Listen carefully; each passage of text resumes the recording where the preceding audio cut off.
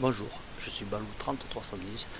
Aujourd'hui, je vais vous apprendre à vous servir de la Kitchen Super R gratuite sous Linux. Voilà, donc moi je suis sous Ubuntu, mais sachez qu'elle marche sur toutes les versions de Linux, hein, donc Mint, de Kali, enfin voilà, toutes. Donc premièrement, vous vous rendez sur votre moteur de recherche, vous tapez, mais je vous mettrai le lien, Kitchen, voilà, Super R version free.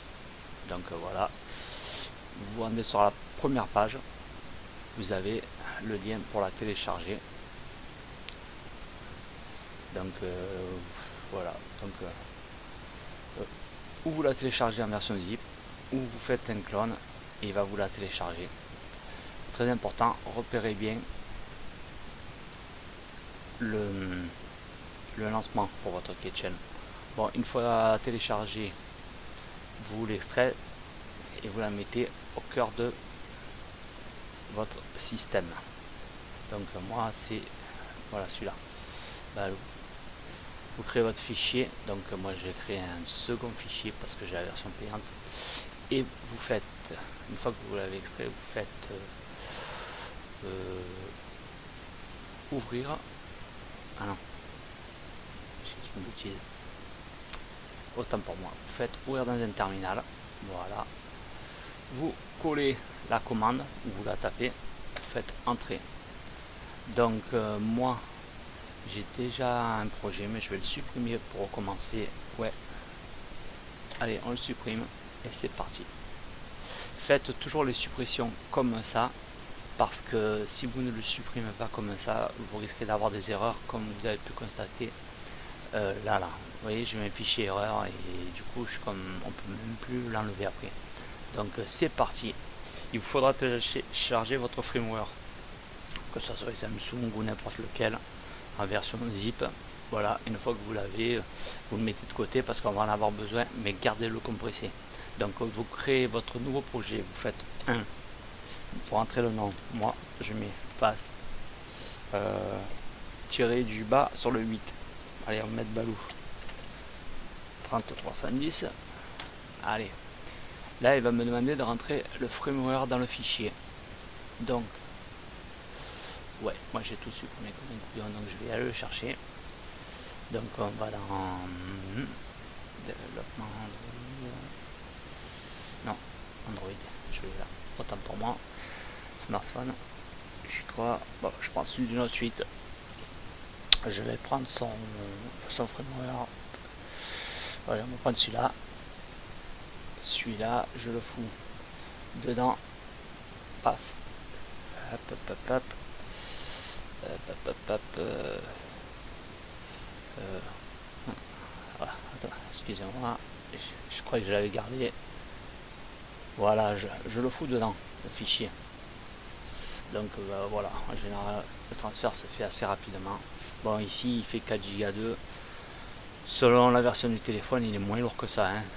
Voilà, ça, allez, c'est 1,5 Go. Donc voilà, une fois que vous avez votre fichier zip, là, vous allez cliquer sur 4 extraire pour une nouvelle ROM. Donc et lui il va vous extraire votre comment dire, tout ce qu'il vous faut quoi, en fait, le boot, l'OMC, ce qu'on appelait avant le CSC, le comment on appelle, le système, voilà le plus important. Donc on fait 4, voilà, il me demande si c'est bien celui-là que je veux extraire, je lui fais oui. Donc il me prépare les versions en TAR MD5 pour pouvoir m'extraire tout. Donc voilà, sachez que sur Samsung, sur les derniers firmware Oreo et tout, après je ne sais pas les autres exploitations parce que moi je travaille beaucoup sur Samsung. Donc il y a de nouvelles versions de compression. Donc c'est pour ça que je vous ai dit de ne pas extraire les fichiers, parce que sinon la cuisine ne repérera rien. Donc c'est des fichiers LZ maintenant qui sont compressés. Donc il est obligé de tout décrypter. Si vous l'extraitez avant les fichiers, il ne pourra pas vous, comment dire, il ne pourra pas vous décrypter les fichiers. Donc voilà. Alors après moi je vous conseille d'avoir un PC assez puissant, parce que l'air de rien, ce mode de compression LZ là il est vraiment lourd. Donc voilà, avoir bien facile 8 Go en, en, en RAM, avoir une bonne carte graphique. Si vous avez une 2 Go, c'est pas mal. Si vous en avez une plus grosse, c'est que mieux.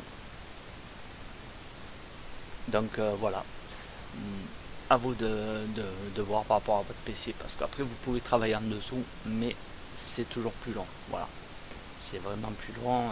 La règle déjà pour la compression, bon, je l'enregistre, mais elle risque d'être longue. Et pourtant, moi j'ai quand même 8 Go, j'ai une carte graphique de 2 Go.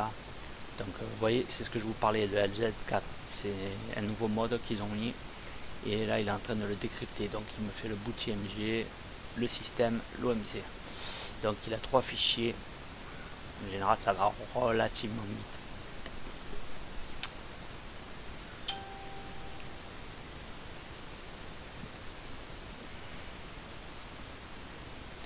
Alors, attendez de voir, je vais vous montrer comment ça se passe dans le fichier d'origine à y être. Donc voilà, vous voyez, il vous prépare tout. Là, il vous a le système, le CSC ou OMC et le boot IMG. Donc à partir de là, il vous fait tout, il va faire vos images IMG, excusez. Pareil pour le système et pareil pour l'OMC. Après, il y aura sûrement, il va vous demander normalement si vous voulez l'intégrer à votre système OMC ou pas. Tout dépend. Si vous faites un aroma, vu qu'après si vous voulez faire, vous voulez le décrypter l'OMC pour pouvoir entrer vos propres lignes de commande selon ce que vous faites, c'est à vous de voir. Voilà, je sais que quand je fais des tests, je l'intègre et après quand je fais un aroma, je l'enlève. Je le mets à part parce que donc comme je fais pas mal de modifications dessus, donc le décodage du système plutôt voilà, plutôt bon, hein, donc il se fait. Et il me l'a fait en IMG parce qu'après il va me le décompresser parce qu'il fait quand même ouais, entre 4 Go, ouais, 4 Go il fait. Donc c'est plutôt pas mal. Donc voilà, il m'a fait mon système IMG. À partir de là, il va me l'ouvrir pour me sortir tout ce qui est APK, tout ça et tout. Plus le build prop que vous pouvez faire une modification dedans. Donc voilà. Vous voyez, toutes les conversions se font. Il n'y a que le boot IMG qui restera en ISO. Donc voilà. Donc je ne sais pas sur les autres versions, mais sur Samsung, il faudra faire des modifications du boot IMG pour pouvoir démarrer. Et quoique même c'est possible que ça ne démarrera pas, mais là il vous faudra utiliser un kernel custom.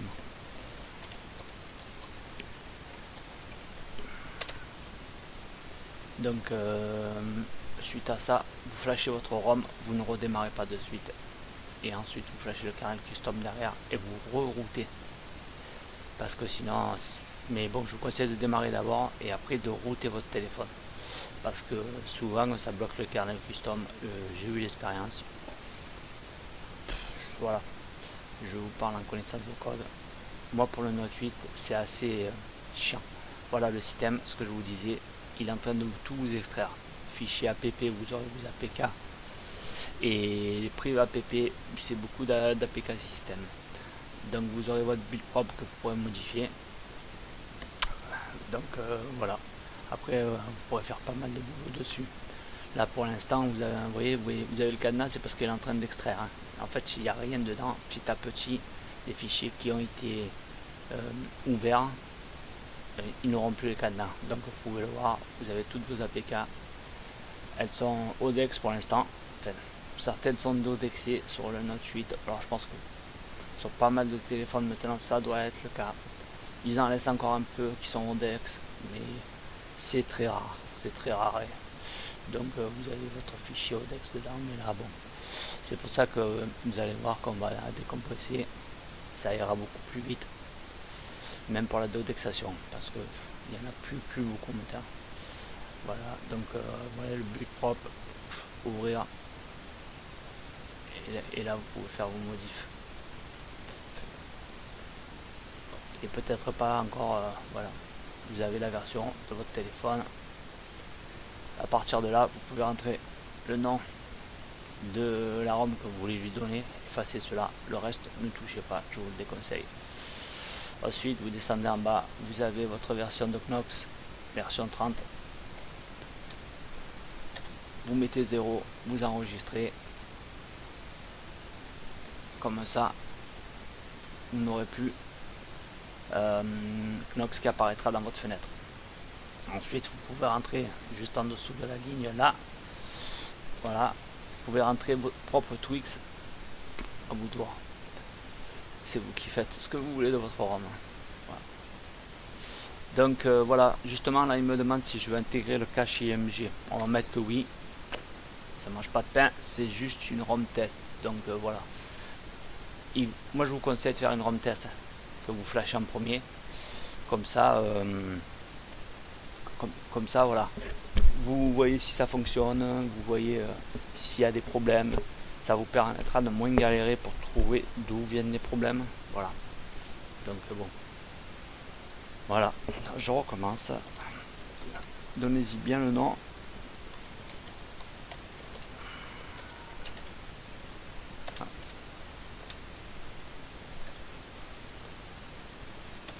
Voilà. Là, au-dessus de, comment ça s'appelle, au-dessus de Oreo, c'est du set metadata, donc vous faites le 1. C'est pour autoriser les permissions. Ensuite on va y aller dans le boot, ce que je vous disais tout à l'heure. Là il faudra ouvrir le boot. Voilà, donc là on va faire 3 DRM. Voilà, vous voyez il est désactivé. On va faire le force encrypt, pareil c'est le 4. Yes, il est désactivé. Et il faut patcher pour Oreo la déodexation, sinon ça marchera pas. Voilà, il est patché. Vous repactez en faisant 1. Voilà, le boot a été repacké. Vous revenez à M pour le menu. On va y aller sur le 8. Voilà, on fait la déodexation. Ouais, marquez que oui. Là aussi, yes, et vous laissez faire. Alors comme je vous le disais tout à l'heure, en général, la déodexation va assez vite. Ouais, déjà, privap, et là on va aller dans le frame et il va faire le framework, ça va aussi vite quoi. Voilà. Vous voyez, ça c'est relativement assez rapide. Mais bon, il faut un PC assez puissant comme je vous disais. Voilà, l'indexation, même les fichiers jar. Votre ROM sera optimisé au maximum. Voilà, c'est fini. On va y aller au debloat. Voilà, au debloat, sachez que vous avez le debloat standard et que vous pouvez créer votre propre fichier custom debloat où vous rentrerez vos applications vous-même que vous voulez faire supprimer. Par contre, quand vous rentrez les applications que vous voulez vous supprimer, je vais vous faire voir 2 secondes. Remettez les lignes exactement comme elles sont dedans.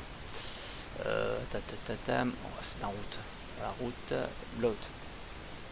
Et bloat custom. Voilà, vous allez dans bloat custom, ouvrir. Bon, là il est vide. Voilà, parce que c'est la version gratuite. Moi je l'ai fait dans la version payante, mais voilà. Vous faites un copier-coller de ça si vous voulez, ou vous mettez que ce que vous voulez dans le custom, mais rentrez bien le même adressage, système app si c'est dans app, le nom de l'application, et surtout n'oubliez pas la petite étoile à la fin et faites enregistrer parce que sinon il ne vous le prendra pas.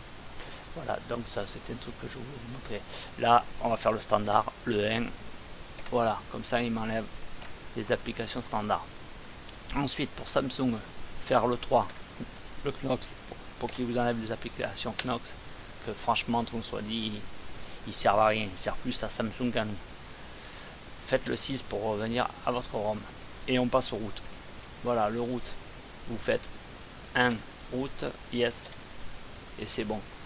Ensuite 2 pour le BusyBox, parce qu'il vous le faut, il sera activé. 4, on revient à la ROM, normalement, c'est tout bon. Vous faites 7 pour builder et flasher votre ROM. Voilà, 7. Et vous faites le 1 pour faire votre fichier zip. Un zip aligné, ouais, si vous voulez. Là aussi, framework aussi. Les zips pas alignés, c'est surtout quand vous rajoutez des applications dedans. Mais bon, là je vous le fais pour que vous voyez. Donc voilà quoi. Ça va assez vite, ça va vous compresser votre ROM et vous aurez juste à la mettre sur votre téléphone router et flasher pour faire un test. Donc voilà. Là normalement il va me faire un fichier, vous allez voir. Vous voyez, tout est installé dans le fichier. Vous avez votre fichier installation, votre MetaInf, votre BusyBox, votre fichier root-zip, votre fichier système qui a été modifié. Il va vous prendre le boot et vous faire votre propre zip. Voilà, c'est parti. Là, on est 0 octet pour l'instant. Il est en train de me le faire, il me le build. Après, voilà. Là, c'est vraiment pour le test. Après, quand vous voulez rajouter beaucoup d'applications pour modifier, pour customiser au maximum, voilà. Je pense que vous passerez par un aroma, ça sera plus simple. Enfin, ce sera plus simple. C'est beaucoup de scripts, mais bon, pour ceux qui connaissent. Voilà. Après, vous pouvez le faire à partir du fichier simple directement. Hein. Mais bon, vous intégrez directement les applications et disons que celui-là qui veut l'installer, il n'a pas trop le choix de pouvoir installer l'application ou de ne pas l'installer. Voilà. Vous intégrerez aussi votre ROM control. Donc voilà. Il y a plein de modifications à faire qui sont plutôt pas mal quoi. C'est très intéressant. Là vous vous amusez. La version est gratuite. Dans la version payante, vous pouvez travailler sous Windows. Il y a un exe. Vous avez quelques fichiers comme APK Tool qui est intégré dedans, mais qui est pas trop fonctionnel, je vous le dis franco. Et voilà, il y a d'autres APK Tools qui sont plus fonctionnels qu'on peut se servir. Mais bon, après voilà, c'est à vous de chercher un petit peu.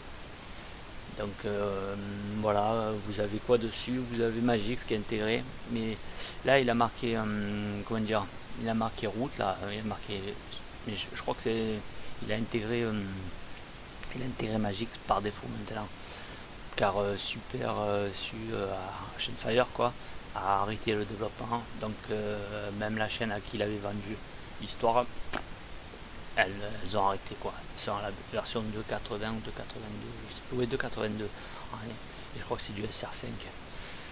Voilà.